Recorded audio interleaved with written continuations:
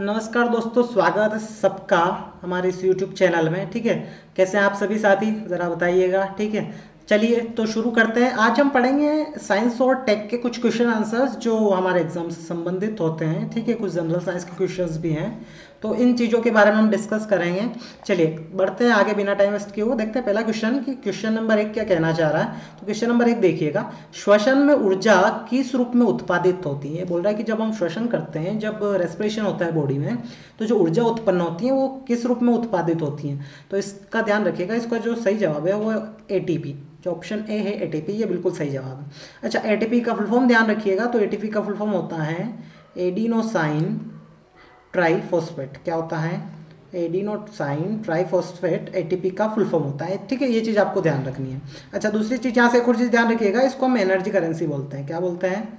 Energy currency बोला जाता है एटीपी को, है ना। ये दोनों चीज़ आपको ध्यान रखनी है। अगली चीज़ ध्यान रखिएगा कि जो एटीपी जनरेट होती है या फिर जो श्वसन की प्रक्रिया होती है शरीर में कहाँ होती हैं। तो ये जो हमारी सेल्स होती हैं, कोशिकाएं होती हैं, उनके माइटोकॉन्ड्रिया में। कहाँ होती हैं? माइटोकॉन्ड्रिया के अंदर। ठीक है, ये बनती हैं। ठीक है, आपका जो रेस्पिरेशन होता है वो कहाँ होता है? माइटोकॉन्ड्रिया के अंदर होता है। ठीक है, चलिए बिल्कुल आपको समझ में आ गया होगा।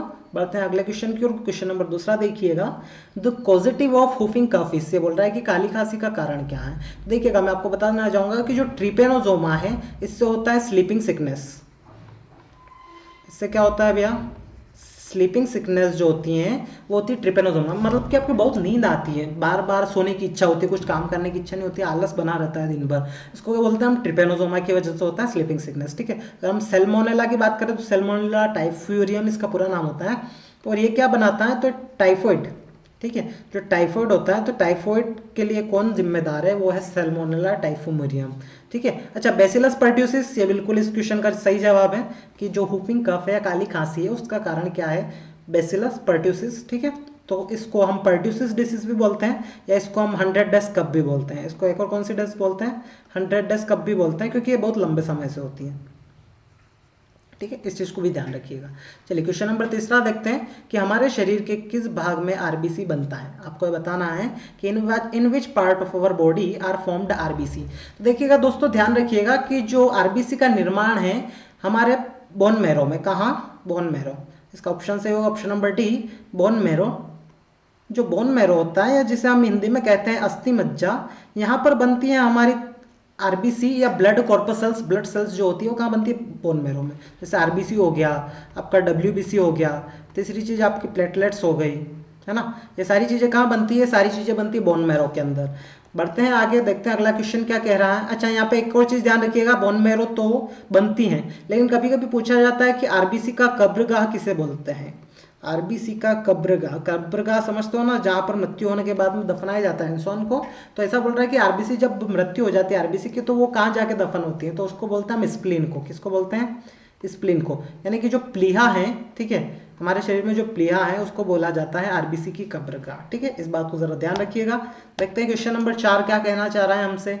यूरिया रक्त से कहाँ अलग होता है। यूरिया के बारे में आपको दो चीजें ध्यान रखनी है कि यूरिया बनता कहाँ है। यूरिया बनता कहाँ है?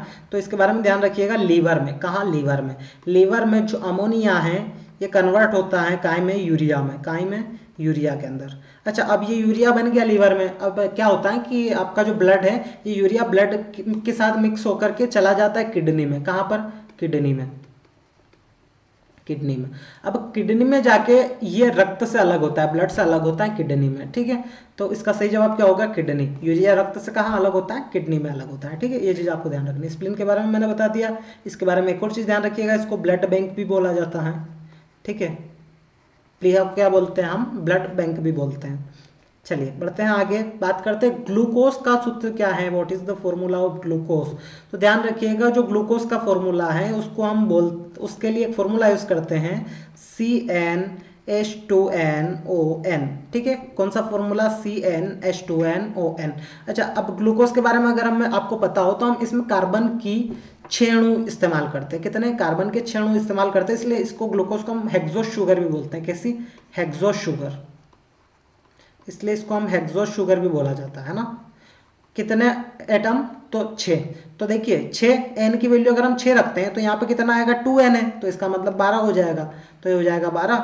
और यहाँ पे भी कितना लिख देंगे हम 6, तो C6H12O6 इसका सही जवाब होगा ग्लूकोज का, ऑप्शन नंबर सी, C6H12O6 इसका बिल्कुल सही होगा। ठीक है, इसके बारे में एक अपवाद है जो कि आपको ध्यान रखना है, उसको बोलते हैं पेंटो शुगर। कौन सा अपवाद, क्या है वो, पेंटो शुगर।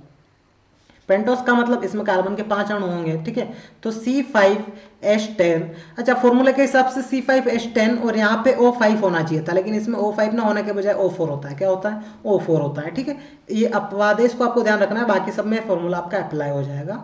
ठीक है, कार्बोहाइड्रेट के सब में। अच्छा, अगला क्वेश्चन है बैक्टीरिया वाज डिस्कवर्ड बाय, कि बैक्टीरिया की खोज किसने की, भैया आपको ये बताना है। तो इसका सही जवाब होगा एंटोनी वॉन ल्यूवेनहॉक, कि बैक्टीरिया की खोज किसने की, एंटोनी वॉन ल्यूवेनहॉक ने। और इन्हीं को बैक्टीरियोलॉजी के पिता भी कहते हैं। ठीक है, इन्हीं को बैक्टीरियोलॉजी के पिता भी कहते हैं, बैक्टीरियोलॉजी। ठीक है ना, तो फादर ऑफ बैक्टीरियोलॉजी, बैक्टीरियोलॉजी के पिता किसे कहते हैं, जनक किसे कहते हैं, वो एंटोनी वॉन ल्यूवेनहॉक को कहते हैं। आपने एक दो चीज पढ़ी होगी कि सेल, आपने पढ़ा होगा कि कोशिका की खोज किसने की, तो ज्यादातर आपको मिलता है रॉबर्ट हुक। ठीक है, लेकिन जो रॉबर्ट हुक ने की थी वो डेड सेल की खोज की थी। ठीक है, जो आपकी मृत कोशिका है उसकी खोज की थी किसने, रॉबर्ट हुक ने। लेकिन अगर हम बात करें कि लिविंग सेल्स या जो जीवित कोशिका है उसकी खोज किसने की थी, तो उसकी खोज की थी एंटोनी वॉन ल्यूवेनहॉक ने। ये चीज आपको ध्यान रखना है। और एक कहाँ पे देखी थी इन्होंने सबसे पहले, तो जो रॉबर्ट हुक ने सेल देखी थी, मृत सेल ये देखी थी इन्होंने कॉर्क में। कहाँ, कॉर्क में, जो पेड़ की छाल होती है उसमें देखी थी रॉबर्ट हुक ने मृत सेल। और अगर हम लिविंग सेल, जिंदा सेल की बात करें तो एंटोनी वॉन ल्यूवेनहॉक ने देखी थी कहाँ पे, बैक्टीरिया के अंदर। कहाँ पर, बैक्टीरिया के अंदर। ठीक है, तो बैक्टीरिया की खोज किसने की है, एंटोनी वॉन ल्यूवेनहॉक ने। ये चीज आपको ध्यान रखना है। ठीक है, तो रॉबर्ट हुक मैंने आपको बता दिया है। रॉबर्ट ब्राउन की बात करें तो इन्होंने न्यूक्लियस की खोज की है, कि जो सेल के अंदर जो न्यूक्लियस पाया जाता है उसकी खोज किसने की थी, रॉबर्ट ब्राउन ने। अगर हम ह्यूगो डी व्रिस की बात करें तो इन्होंने एक म्यूटेशन थ्योरी दी थी। जो म्यूटेशन होता है, म्यूटेशन सिद्धांत होता है, या जो परिवर्तन आता है, ठीक है, इंसानों के अंदर या पीढ़ी दर पीढ़ी जो परिवर्तन आता है, म्यूटेशन बोलते हैं उसको, उसकी थ्योरी किसने दी थी, तो ह्यूगो डी व्रिस ने दी थी। ये चीज आपको ध्यान रखना है। चलिए बढ़ते हैं आगे, और अगर हम देखें question number 7, colour blindness is related to which cell disorder, किस कोशिका के विकार की वजह से वर्णांधता होती है, आपको बताना है। देखिए हमारी आंखों में ना 3 सेल पाई जाती है, कौन कौन सी 3 पाई जाती है, जिसको बोलते हैं फोटो रिसेप्टर सेल। क्या बोलते हैं, फोटो रिसेप्टर सेल्स बोला जाता है। ये 3 प्रकार की होती है। पहली देखें तो पहली होती है रोड सेल, पहली होती है रोड सेल। इनका रोड, आपने रोड देखी, बेलनाकार में होती है, इसलिए इनको रोड सेल बोलते हैं। ठीक है, ये क्या काम करती हैं, तो ये जो ब्लैक एंड व्हाइट कलर जो है उसको दिखाने का काम करती है हमें। कैसा colour, black and white colour कौन दिखाने का काम करती है, रोड सेल। अच्छा, आपको पता है कि जब हम नाइट में देखते हैं तो हमें नाइट में सिर्फ ब्लैक एंड व्हाइट ही दिखता है। ठीक है, तो उसमें भी रोड सेल हेल्प करती हैं, और इसकी वजह से जो डिसीज होती है उसको बोलते हैं हम नाइट ब्लाइंडनेस। इसकी वजह से जो डिसीज होती है उसको क्या बोला जाता है, नाइट ब्लाइंडनेस, जिसको हम हिंदी में बोलते हैं, क्या बोलते हैं भैया, रतौंधी। क्या बोला जाता है, रतौंधी। ठीक है, इसको बोलते हैं हम रतौंधी। अच्छा, अगर हम बात करें, दूसरी होती है कौन सेल, दूसरी पाई जाती है कौन सेल। ये क्या काम करती है, तो ये जो कलरफुल चीजें हैं ना, ठीक है, जो कलरफुल चीजें हैं उनको दिखाने का काम कौन करती है, कौन सेल। ठीक है, जैसे आपको सामने किसने कैसे कलर का शर्ट पहना है, आपको कैसे पता पड़ेगा, कौन सेल हेल्प करेगी। ठीक है, कि भैया लड़की आ रही है, किस कलर का सूट पहना हुआ है इसने, तो ये कैसे पता पड़ेगा, कौन सेल हेल्प करेगी इसमें। ठीक है, आपके पास से मर्सिडीज गुजरी है तो मर्सिडीज कौन से कलर की है, कैसे पता पड़ेगा, कौन सेल हेल्प करेगी। ठीक है, तो जो कलरफुल चीजें होती हैं इनको देखने में हेल्प करती है कौन सेल। अच्छा, इनकी वजह से जो डिसीज होती है उसको बोलते हैं कलर ब्लाइंडनेस। इसकी वजह से क्या होता है, कलर ब्लाइंडनेस होता है ना। तो इसका सही जवाब क्या होगा, कौन सेल। ठीक है, आपको ये चीज ध्यान रखनी है।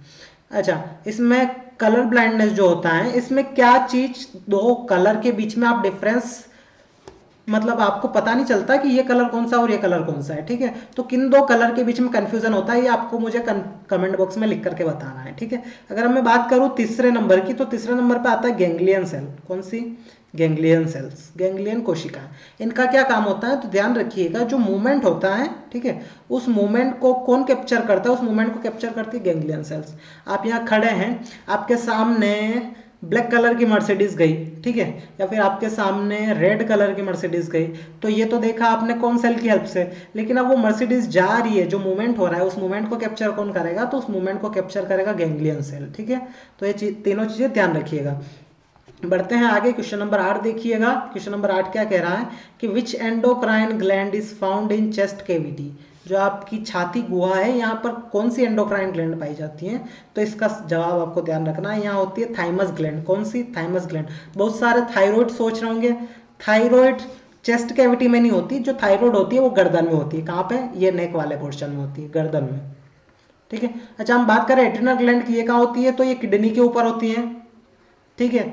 एड्रिनल ग्लैंड के बारे में दूसरी चीज ध्यान रखना है, इसको हम इमरजेंसी ग्लैंड भी बोलते हैं, ठीक है। इमरजेंसी ग्लैंड किसको बोलते हैं? एड्रिनल को ही बोलते हैं, ठीक है। अगर हम बात करें पीनियल की, पीनियल कहाँ पाई जाती है? तो ये ब्रेन में, ठीक है, दिमाग में पाई जाती है ना। अच्छा, दिमाग है ना ठीक है, तो पीनियल ग्लैंड कहाँ पाई जाती है? ब्रेन में पाई जाती है ना। और इसका सही जवाब क्या होगा? चेस्ट कैविटी में कौन सी होती है? थाइमस ग्रंथि पाई जाती है, ध्यान रखना है।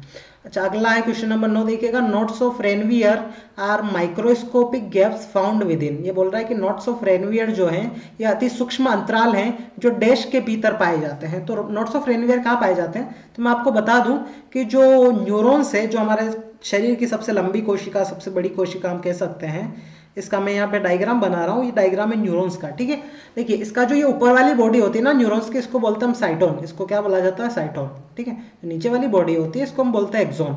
नीचे वाली बॉडी को क्या बोलते हैं भैया? हम एक्सोन बोलते हैं। अच्छा, ये जो एक्सोन वाला पार्ट होता है ये एक शीट से कवर होता है ना, इस पे बाहर कवर होता है। जैसे आपने वायर में देखा होगा ना, ठीक है, जो वायर होते हैं ना, इलेक्ट्रिक वायर, उस पर बाहर कवर होता है, प्लास्टिक रबर का कवर होता है ना, तो वैसे इसमें कवर होते हैं। इनको बोलते हैं माइलिन शीट्स। इनको क्या बोला जाता है? माइलिन शीट्स बोलते हैं इनको, माइलिन शीट्स। तो ये माइलिन शीट से कवर होता है, जो टेल एक्सोन वाला पार्ट होता है माइलिन शीट से कवर होता है।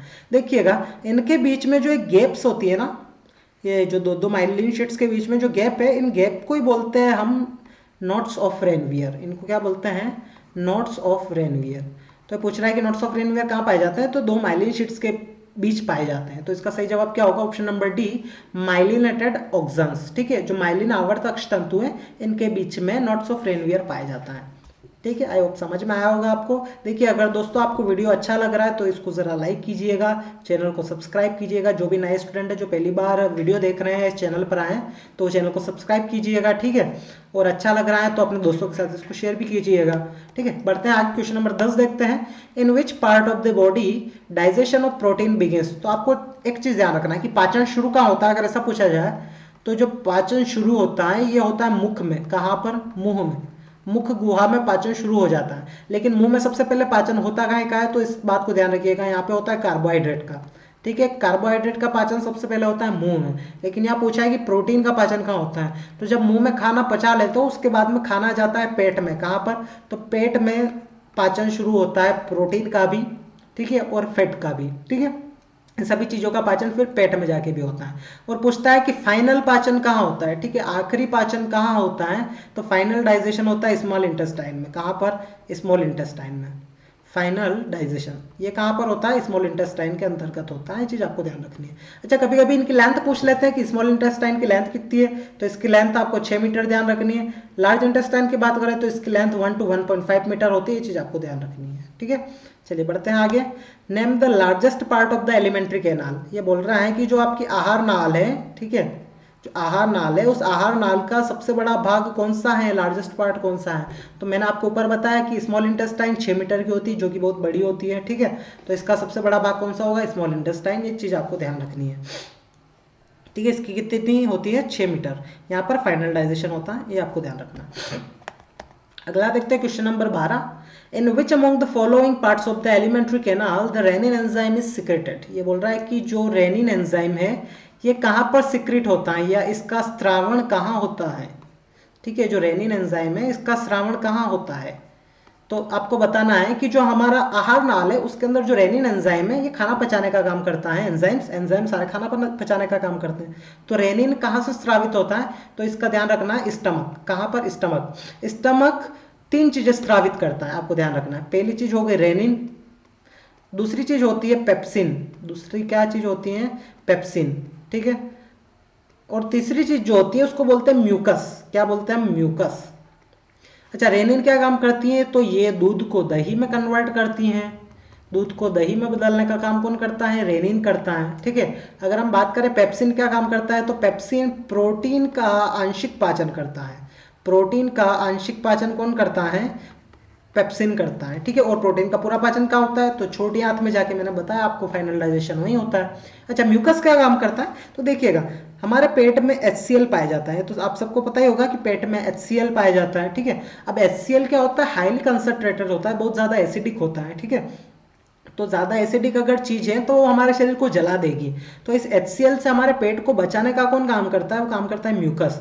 इनकी दीवारों पर म्यूकस चिपका रहता है। ठीक है, ये म्यूकस HCl से हमारे पेट को बचाता है। कहीं से? HCl से बचाता है पेट को। ठीक है, तो ये चीज़ आपको ध्यान रखना है। तो इसका सही जवाब क्या होगा? रेनिन एंजाइम कहाँ से निकलेगा? स्टमक से। ठीक है, अगर हम बात करें माउथ की, तो माउथ से स्लाइवरी ग्लैंड से टाइलिन निकलता है, इस चीज़ को ध्यान रखना है आपको।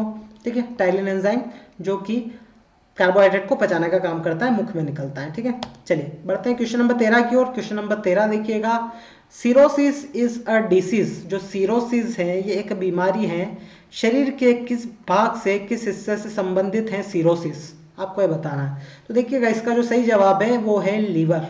किससे संबंधित? लीवर। अच्छा, सीरोसिस होता क्या है तो मैं आपको बता दूं, जो लोग बहुत ज़्यादा शराब पीते हैं या बहुत ज़्यादा ऑयली खाना खाते हैं उनको ये सीरोसिस प्रॉब्लम हो जाती है। होता क्या है, नॉर्मली जो लीवर होता है ना, जब आप ज़्यादा शराब पीते हो तो ये फैट, इसमें फैट जमा होने लगती है, तो उसको बोलते हैं फैटी लीवर। ठीक है, ये काय में कन्वर्ट हो जाता है? फैटी लीवर में कन्वर्ट हो जाता है, मोटा हो जाता है, फैट जमने लगती है इसमें। ठीक है, इसकी दीवारें जो हैं वो मोटी होने लगती हैं।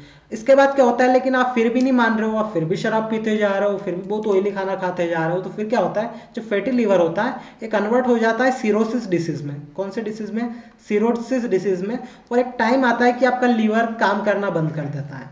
ठीक है, तो सीरोसिस डिसीज कहाँ से संबंधित है? ध्यान रखिएगा, संबंधित है लीवर से। ठीक है, तो आई होप आज का सेशन आप सबको अच्छा लगा होगा, समझ में आया होगा। तो कमेंट बॉक्स में लिख के बताइएगा कि कैसा लगा आपको सेशन। मैं आपके लिए एक क्वेश्चन छोड़ के जा रहा हूं, तो आप सभी इसका जवाब क्वेश्चन मतलब कमेंट बॉक्स में दीजिएगा। आप मुझे बताइएगा कि शरीर की सबसे बड़ी ग्रंथि, शरीर की सबसे बड़ी ग्रंथि कौन सी है? ठीक है, शरीर की सबसे बड़ी ग्रंथि, और साथ में आपको बताना है कि शरीर की सबसे छोटी ग्रंथि। शरीर की सबसे बड़ी ग्रंथि और शरीर की सबसे छोटी ग्रंथि, largest gland of human body and smallest gland of human body, इन दोनों के आंसर आप मुझे कमेंट बॉक्स में लिख के बताएंगे। ठीक है, बाकी आप अपना फीडबैक दीजिएगा। ठीक है, चलिए ठीक है, सभी अपना ख्याल रखिएगा। बाय बाय, टेक केयर, मिलते हैं अगले सेशन में।